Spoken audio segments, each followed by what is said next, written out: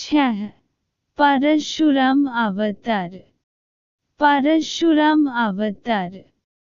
परशुराम राजा प्रसेनजित की पुत्री रेणुका और भृगुवंशीय जमदग्नि के पुत्र, विष्णु के अवतार और शिव के परम भक्त थे। इन्हें शिव से विशेष परशु प्राप्त हुआ था। इनका नाम तो राम था, किंतु शंकर द्वारा प्रदत्त अमोघ परशु को सदैव धारण किए रहने के कारण ये परशुराम कहलाते थे। विष्णु के 10 अवतारों में से छठा अवतार, जो वामन एवं रामचंद्र के माध्यम में गिने जाते हैं, जमदग्नि के पुत्र होने के कारण ये जमदग्नि भी कहे जाते हैं। उनकी मां जल का कलश लेकर भरने के लिए नदी पर गई। वहां गंधर्व चित्ररथ अप्सराओं के साथ जलक्रीड़ा कर रहा था। उसे देखने में रेणुका इतनी तन्मय हो गई कि जल लाने में विलंब हो गया तथा यज्ञ का समय व्यतीत हो गया।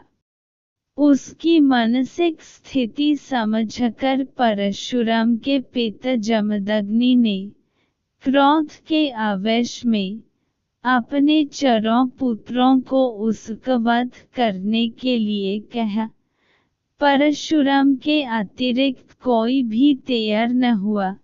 आज जमदग्नि ने सबको संज्ञाहीन कर दिया। परशुराम ने पिता की आज्ञा मानकर माता का शीश काट डाला।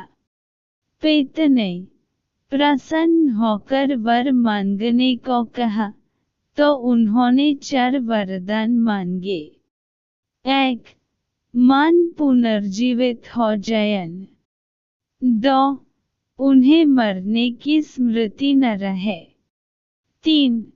भय चैतन्य युक्त हो जाएं और मैं परमायु होऊं। जमदग्नि ने उन्हें चारों वरदान दे दिए। दुर्वासा की भांति परशुराम भी अपने क्रोधी स्वभाव के लिए विख्यात है। एक बार कार्तवीर्य ने परशुराम की अनुपस्थिति में आश्रम उजाड़ डाला था, जिससे परशुराम ने क्रोधित हो उसकी सहस्त्र भुजाओं को काट डाला।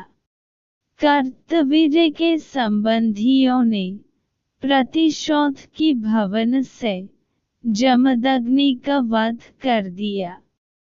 इस पर परशुराम ने 21 बार पृथ्वी को क्षत्रिय विहीन कर दिया। हर बार हताहत क्षत्रियों की पत्नियां जीवित रही और नई पीढ़ी को जन्म दिया और 5 झीलों को रक्त से भर दिया।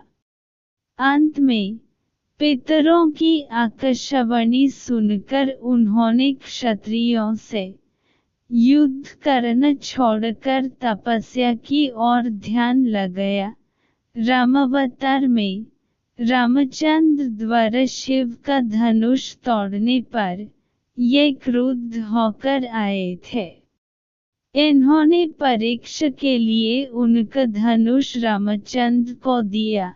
जब राम ने धनुष चढ़ा दिया, तो परशुराम समझ गए कि रामचंद्र विष्णु के अवतार हैं, इसलिए उनकी वंदना करके वे तपस्या करने चले गए।